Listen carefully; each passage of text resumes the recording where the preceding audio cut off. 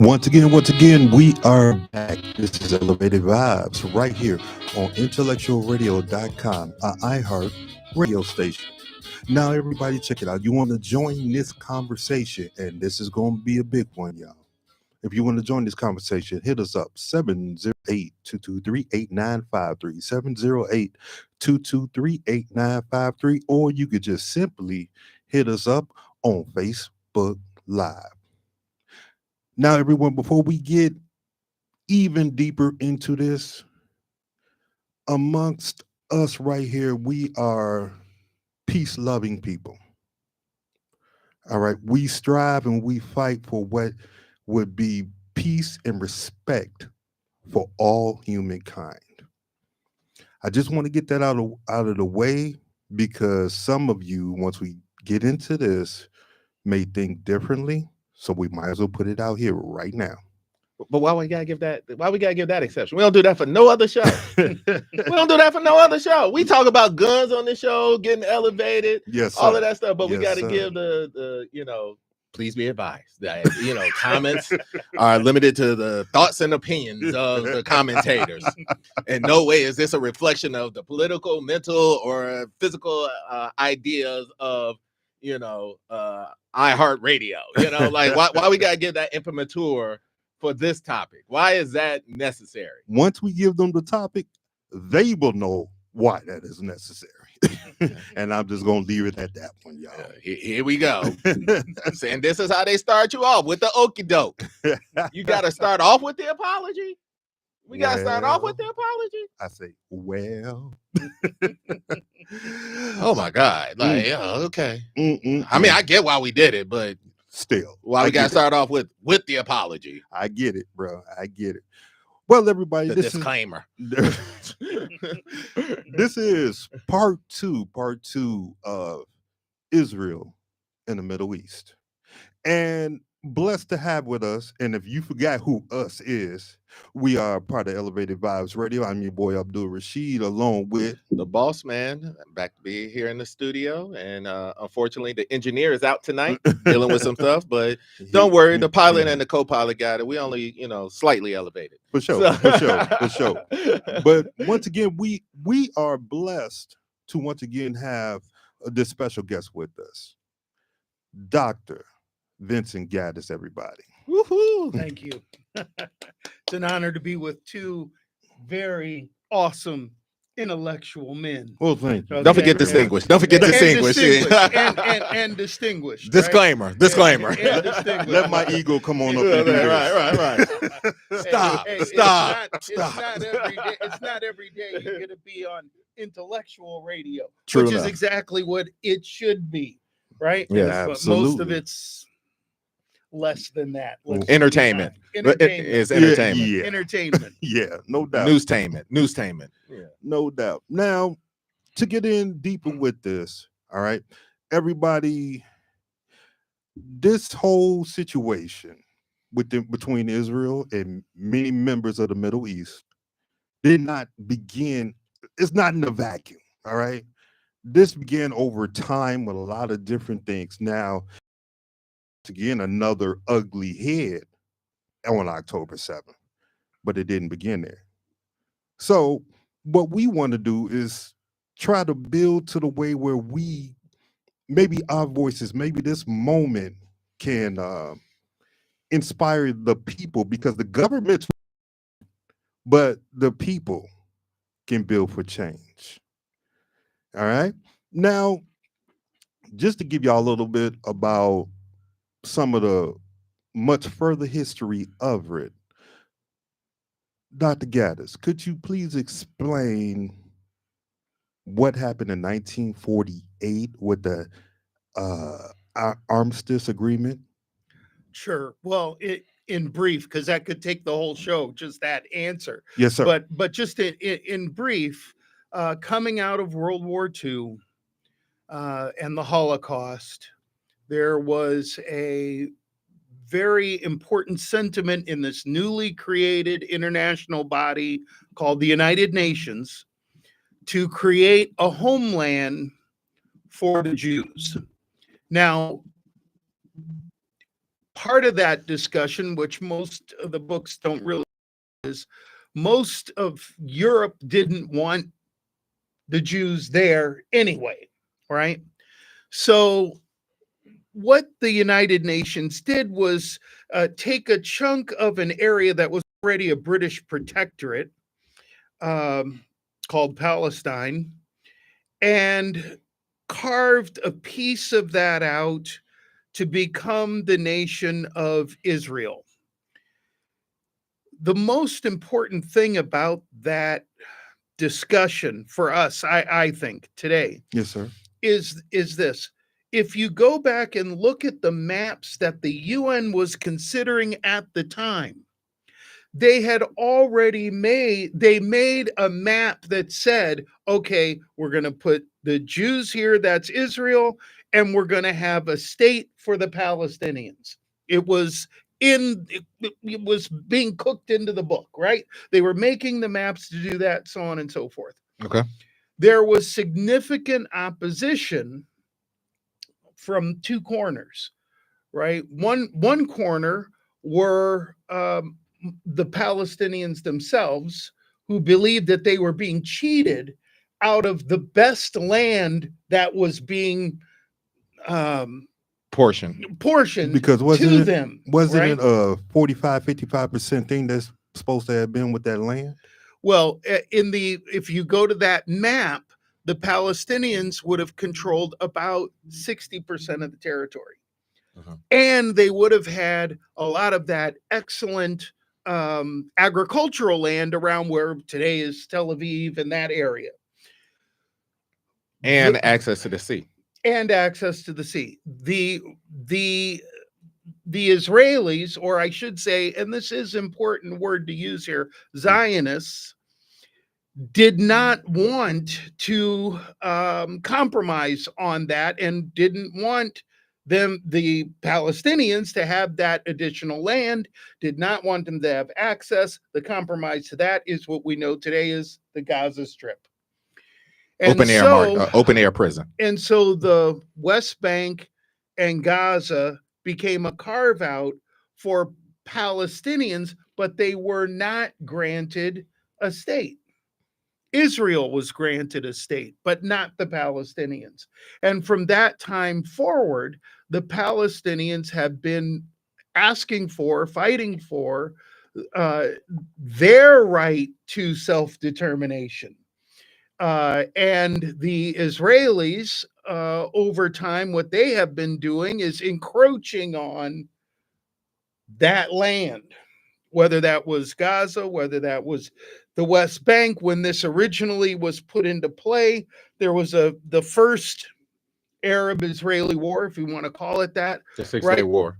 No. This is before that. Okay. This is right when it was established, 1948. Okay. Was an episode the Palestinians call it the Nakba. Right? This was the forced relocation of hundreds of thousands on the border of West Bank and Gaza. Okay. Right? Hundreds, thousands died. It was terrible. Now, the neighbors of Israel did not agree with this solution. And by 1967, yes, the Egyptians, the Jordanians, right, go to war with Israel in the Six-Day War, right? The Israel beats them back. They take the Golan Heights, which is incredibly important strategically because those are the headwaters of the Jordan River, right? So if you can control the Golan Heights, you control the water. So you have that war and other conflicts all throughout this period. Then comes where we are now, pretty much. I mean, I'm trying to condense, but where we get to now is over the last several years. Number one, we can't talk about this without talking about Netanyahu, right? And there were several reports in the Jerusalem Times, New York Times. Okay, Netanyahu was using Hamas as a wedge Yeah. against the Palestinian Authority, right? And so He wanted to keep the region destabilized. exactly. Well, what he wanted to do was sort of say, all right, Palestinians, we don't want the Palestinian Authority to get too strong, but we're going to leverage Hamas against them, right? So when Hamas made that strike on October 7th, it was not as though the narrative is Israel is completely caught off surprise. They had no idea that anything like this could ever happen. Blah blah blah blah blah. Okay. The problem with that narrative is they may not have known that the attack was coming on that day, but Netanyahu had been placating Hamas for years. Well, he was goading them up until he was literally goading it up to them. Exactly. Now, after the attack, well, and there's a couple other things about Netanyahu we got to talk about, but his criminal background. But in the immediate aftermath, when Israel is retaliating for Hamas's strike, what that's going on, but what other people aren't looking at is a massive move to expand settlements in the West Bank. Yes. With military assistance. Yes. Right? So now you have even a more aggressive push against Palestinians in the West Bank. Let me ask you this, Doc. I want to, part of the disclaimer is for the show, and I think that's something we all need to discuss, is the separation of the church and the state. In this particular situation, it seems that the defense for us to prevent to be talking about this is that you are anti-Semitic. And we constantly on this show talk about the power of words. The power of words shapes the dynamic. But we're all of the Hebrewic religion, right? Our particular angst, and this is where I have problems with people, is the criticism of Israel is not a criticism of Judaism. Now, they choose to intertwine it, right? It's like, are you Jewish or are you Israeli? Because I'm a Methodist Black American, right? But I see those as two different things. My religion and my faith form my spiritual guide. My nationalism forms my identity. But for some reason, Western press, especially in America, sees that if you're criticizing Israel as anti-Semitic, and you can separate, in this case, the church from the state. I have no problems with the Judaism as a religion and as a practice. And when I say I have no problem, I could care less. You are not the angst of my existence. What I do care about is the state of Israel purposefully targeting women and children, purposefully targeting food trucks and deliveries. So, Professor, I kind of want to start off with two esoteric questions to you. Where's the moral arc of the universe in all of this? And the second question is, what happens when the oppressed becomes the oppressor? And I ask that question because of the context. I see maybe why some of the things in the United States hasn't happened. I can draw parallels because there is a fear. And I don't know if y'all remember from George Floyd, there was a woman who said, they're lucky that all we want is equality and not retribution. And so I see sometimes, and maybe it's just me, the parallel of the lines of, it seems like, since Reconstruction, we were doing good, but then they want to take it away, and then you get the Freedmen's Bank and then they take it away. You see the 40 acres and a mule, then they take it away. And so I see these parallels. So I'm asking you, is this human nature? Is this what is the fear and why we haven't seen equality? And I know I'm drawing a morphic line between the two, but what happens when the oppressed becomes the oppressors and take on the habits, rituals, and practices of the oppressed? And again, I'm criticizing the state. Mhm. But the one word that you will never hear is apartheid in Israel. But I'm having a hard time differentiating between the apartheid that took place in South Africa that we all grew up with. Remember, like, we don't have the movies like we did for South Africa. Remember Denzel's movie about that? Remember Pepsi and Coca-Cola were announcing the divestment of monies. Matter of fact, the United States was one of the last ones because our boy Reagan was the last one. Yep. But now somehow when we push our colleges, our universities, our conglomerates to divest from Israel, that's now anti-Semitic.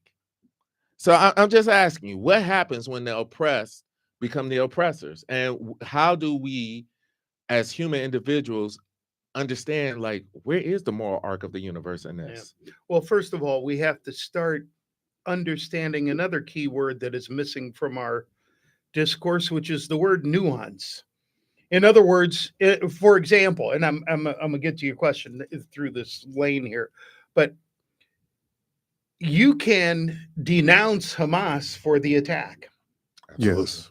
And you can denounce the state of Israel for the level of response, right? 40,000 Palestinians dead, millions displaced. I mean, it's a genocide. There's really no other way to really talk about and it. that's another word And we that's keep another avoiding. loaded word that Yes. that people don't want to use in this context. Just like Rwanda, we didn't want to say it because if you say it, then you are morally obligated to do something, or at least we would think so, since we signed the But you're talking about nuance. But- the Human Rights Declaration Against Genocide. But here's my point. Israel, so we have to be able to make the distinction between Judaism and the state of Israel. Now, there are those in the United States. Okay, let's just get all the way into it. There is a deep belief, especially in the evangelical Christian world, and I probably should say white evangelical Christian world, that uncritical support of Israel is demanded, right?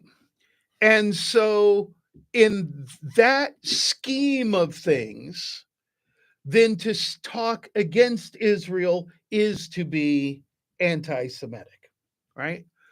When you look at the politics of the United States relationship with Israel, they are our top client state on the planet, right? Israel's the fourth largest military producer in the world because they're our number one client, okay? And have nuclear weapons, allegedly. Well, we're going to get to that. And so if that is the bond of the relationship, then it becomes politically very powerful to be able to link those two things together, the state and the religion. Okay. So that now if you're criticizing the state of Israel, right, we can say, oh, you're anti-Semitic, which means we don't want you to do that, make that critique, because we don't want to put under the microscope the moral question about that support for the state of Israel. Kamala Harris has been having she's been having a tough time with this, right? No Palestinians spoke at the Democratic Convention. We passed this aid package for Israel, so we're financing the killing. And we have to find a place where we can say, we can't hide behind, well, Israel has a right to defend itself. Yes, it does. But it does not have the right to be an aggressor state. And this gets to the answer to your question. When you create the state of Israel and its leaders over, how long has it been now? 70, 80 years? Yeah, something like that. Continually speak, and there is some historical issues here that kind of that back this up in a way, right? That you can point to, that there's all this hostility, that all Muslim nations want to destroy the state of Israel. So we must defend ourselves. Mhm. And so to defend ourselves, we have to do X, Y, and Z. So we need to build a wall. We need to have checkpoints. We need to deport people. We need to go in and annex land. We need because we have a right to exist. And that's where you flip into oppressor mode. So let me That the right to exist becomes the right to oppress. But how do we get around it? Because that's literally what we say here Mhm. when we are killed at the hands of police officers. We have a right. That's what the George Floyd movement was about. Like, Right. we have a right to exist. Recognize my humanity.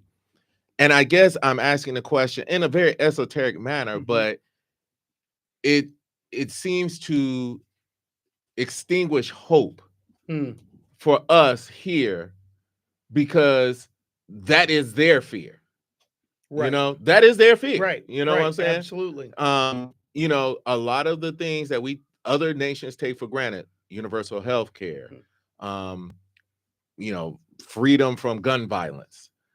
A lot of that, if we look at the basis of it, is based in racism. Like, Mhm. we don't want you to have universal health because it means people that look like us may benefit somehow from your labor. Right. You know what I'm saying? Never mind that my ancestors, you're benefiting from the largesse of my ancestors. No question. You know, when you look at the politics of the South and you just say, wait a minute, the majority of the poor states are in the South, but they historically, typically, especially since Nixon and all of that stuff, you know, buy into this, you know, Republican ideology, that to me is not based on economic principles, but based on racial principles buried under economic principles. No question about it. But when we call it out or say, you know, like, oh, that's racist or whatever, oh, no, it's not. You know what I'm saying? And so I'm asking that question because I see Israel as what they think could happen to them. You know, if you truly, truly wanted to engage, as you said, since the beginning, it has always been a two-state solution, right? But here, we started off 40 acres and a mule. Well, why was that? Because we recognized, the government recognized at that time that the recently freed slaves needed a means by which to support themselves and to become producers in this country, right?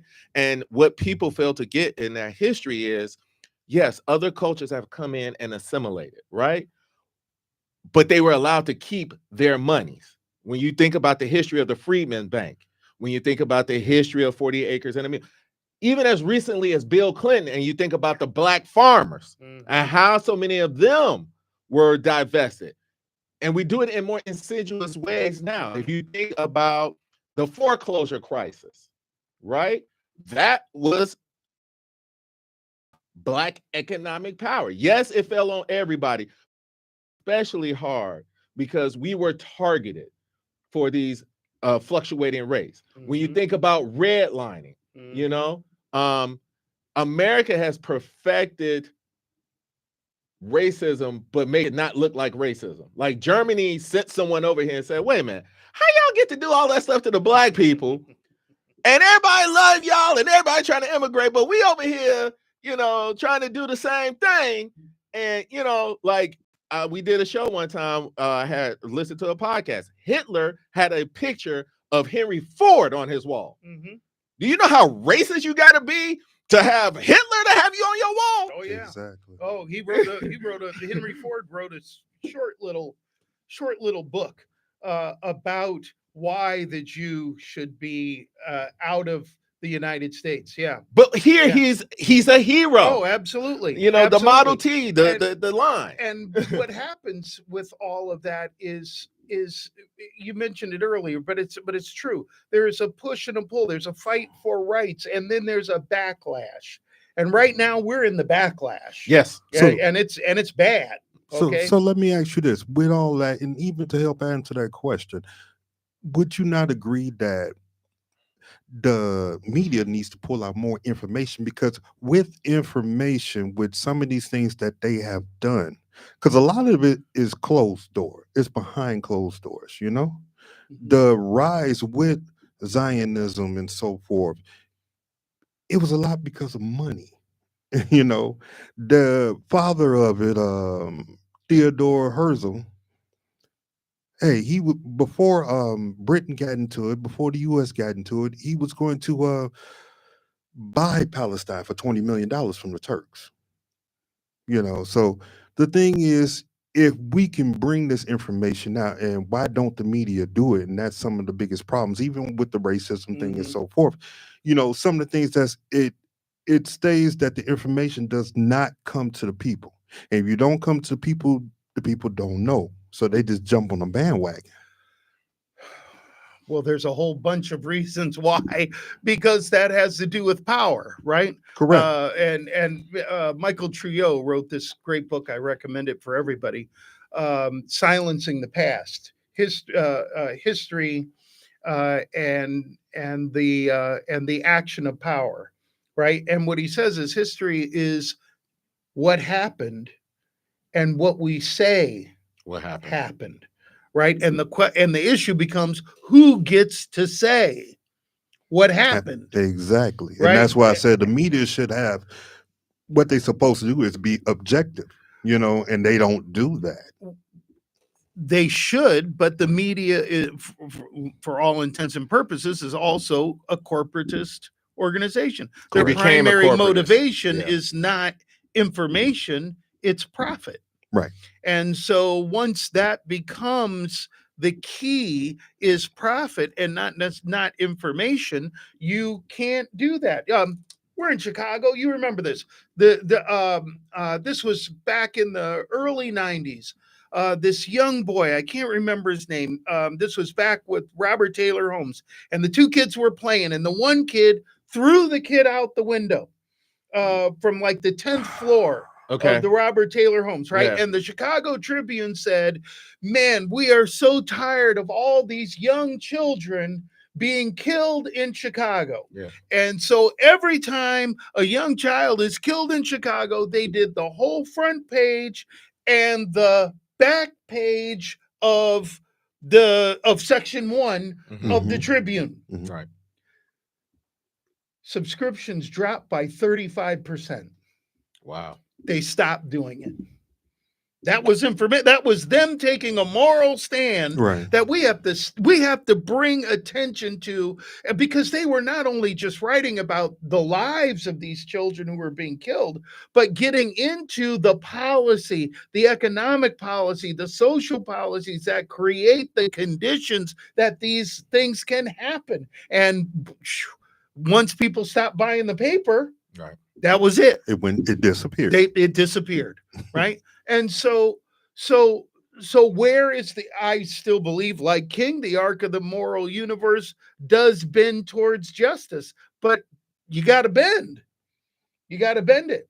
Now, how is that going to happen? That takes organization, protest, speaking out on issues. It takes us doing programs like this. It takes people wanting to learn the information for themselves and act on it. It takes organization for voting and in the political ways. It takes supporting demonstrators in the streets, all of those things. But what do you do? And I think this is different now. Mm-hmm.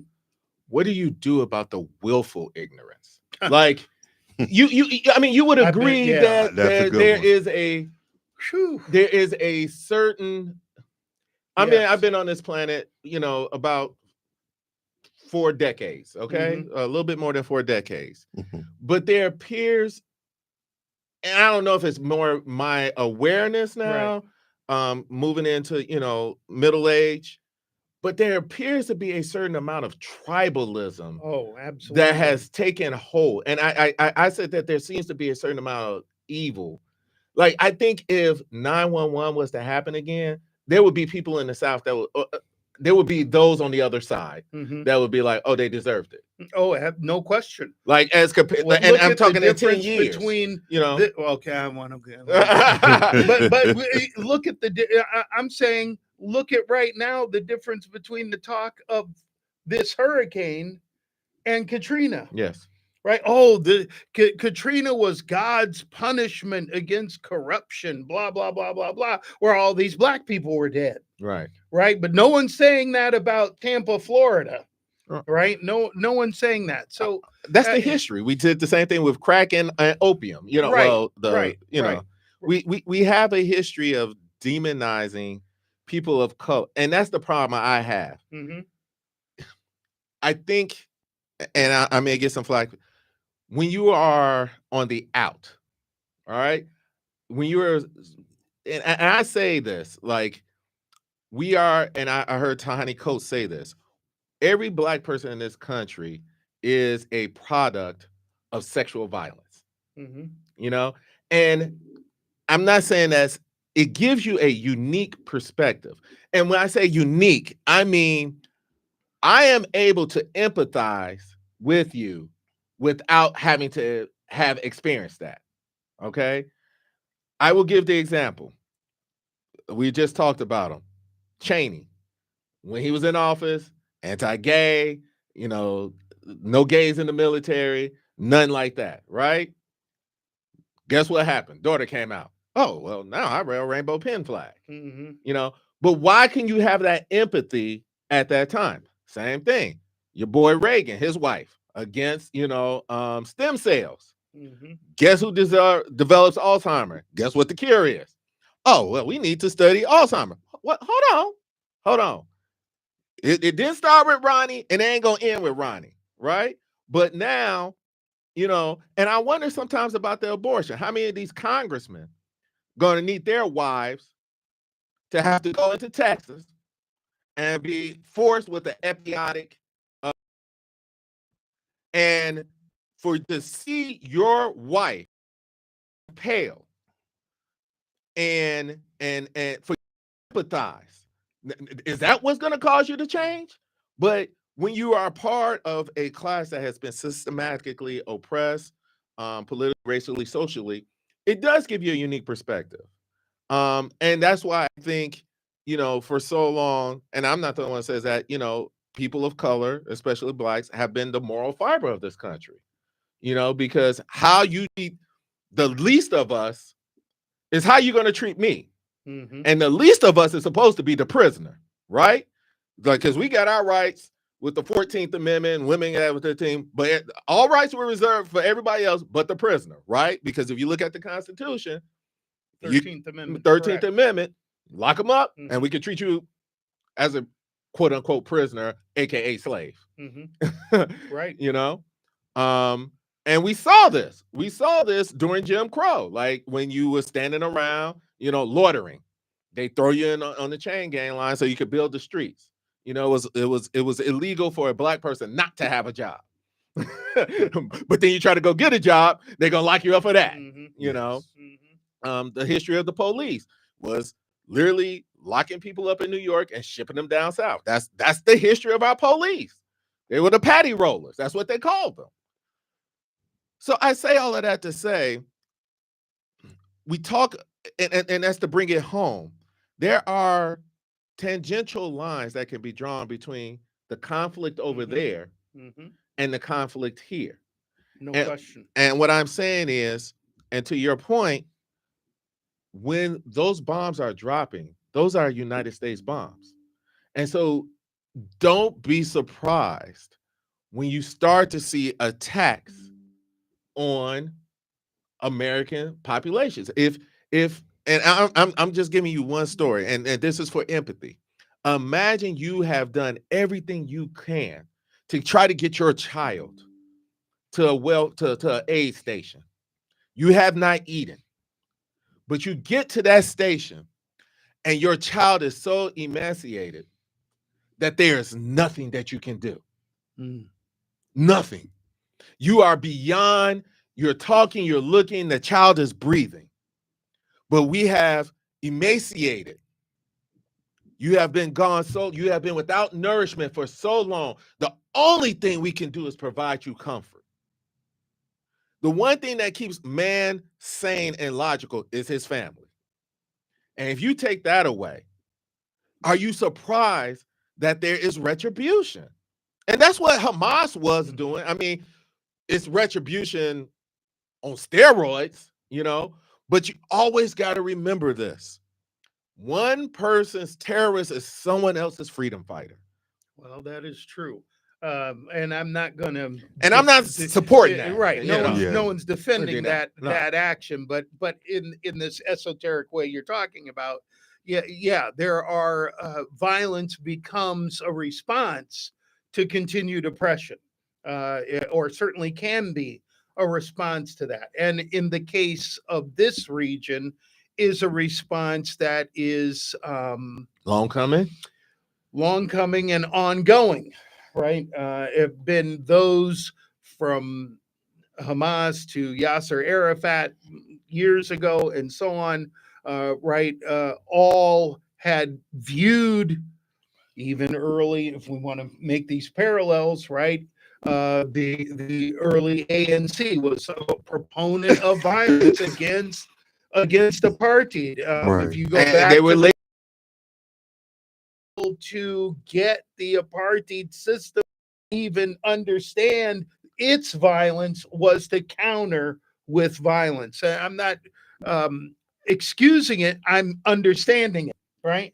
And so that can become a response to these kinds of things is violence. And we've got to recognize also that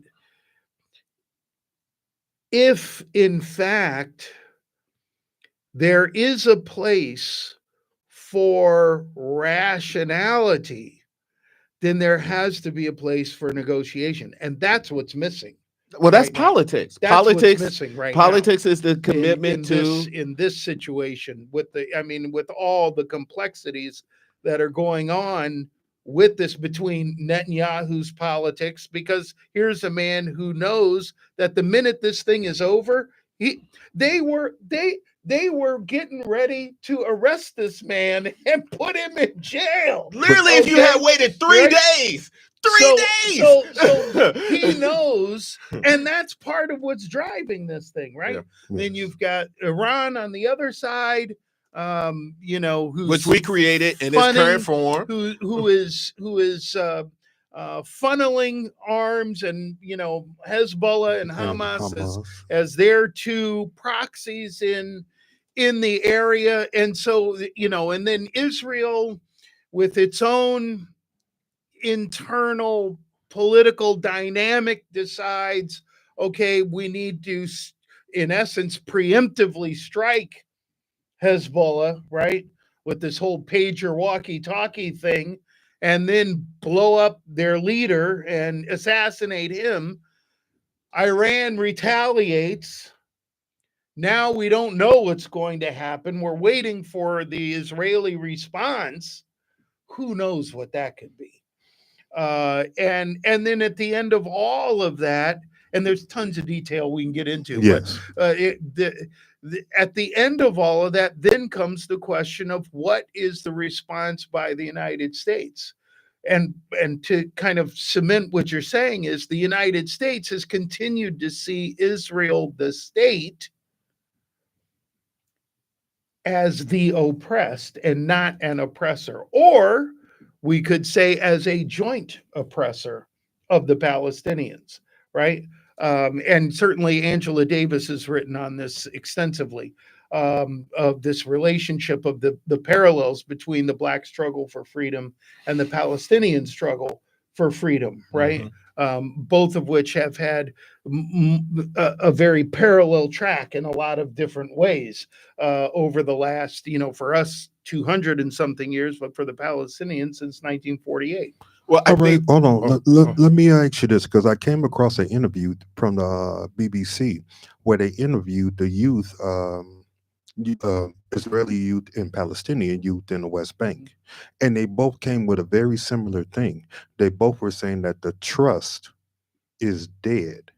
And they both were saying that the future for the whole deal over there is blurred. What would you say if you had the chance to talk to both groups? What would you say to the youth to say, okay, it's up to y'all because your leaders aren't going to do it? All right. Your leaders would rather see you dead. What would you say to the youth to say, come on, it's up to you. Let's change this. If it doesn't change, it's mutual suicide. Right? I mean, you look, if we think about it just from a numbers point of view, you've slaughtered about half a generation of young Palestinians already. And so my message to them would be, you cannot allow hate to foster because of this, but the reality is we have to find ways outside of violence to solve these issues. Now, and I know that sounds like pie in the sky, but it's the only way, right? And if I'm talking to Israelis, I'm saying you've got the power within your government, or you have the power within this democracy you claim in Israel, then okay, then you need to continue to organize, and they have been organizing. They have been protesting, but at some point that has to be able to get. It's been part of the problem with the Netanyahu government because of the hostages and the lack of attempts to really free the hostages. You've got a significant amount of Israelis who are opposed to what their government is doing. And so that group needs to grow and expand to the point where, right? Look, think about it in Vietnam terms. You mentioned this earlier. Think about this in Vietnam terms. When we hit after Tet, the power of protest had reached such a point where the government had to respond and begin to knock out the funding for the war. Bring the troops back. Now, you can read Walter Isaacson and get into all the questions about the Paris Agreement and so on and so forth. But the bottom line is negotiated saving face. The United States, right? We abandoned South Vietnam, but the point being that the political tide had turned against the war, that the establishment itself had to recognize, okay, we've got to end this war, right? I'm saying that should be or could be possible. But here's the thing. Both the Vietnam War and the Civil War introduced something into the American lexicon that had not been done before, which was the TV. Seeing Bull Connor hose down grade children shocked the moral consciousness, right? Walter Cronkite coming on. And that's when Lyndon Johnson said, I knew I had lost the war because Walter had turned against me. Seeing what happened on the bridge, the problem is that Israel has figured out if we target the reporters, there's no report to be made. 2, our press does not cover and shock us with the images. You hear about the images of the man carrying the headless Palestinian boy, but if you try to look for it, you can't really find it. And so what I'm saying, and I agree with you, because we in this country have this belief that, well, Martin did it. How come everybody else can't do it like that? How come everybody else can't commit to this thing of nonviolence? But here's the thing that you don't get about the nonviolence. Nonviolence depends upon those of us who are sitting passively by being shocked by the powers that be. If the BBC had a channel here, 253250, whatever BBC channel is, and was broadcasting that into our TV, I believe that the American people would be shocked.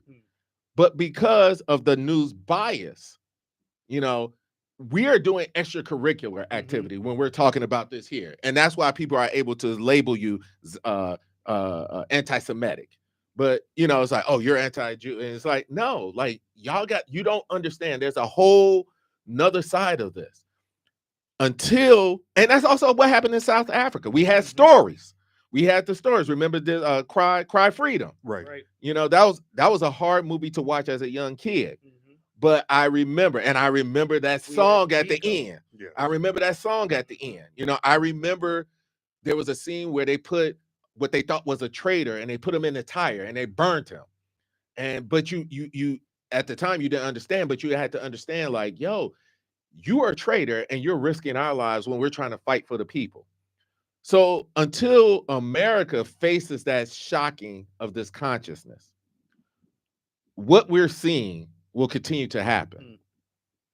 Yeah, that's an interesting point. And now that you're mentioning it, I'm rolling back in my head. So I could be wrong. I'm not, but I could be. When you look at the footage from October 7th up until now, really the most violent footage that you see is the Hamas attack itself. Right.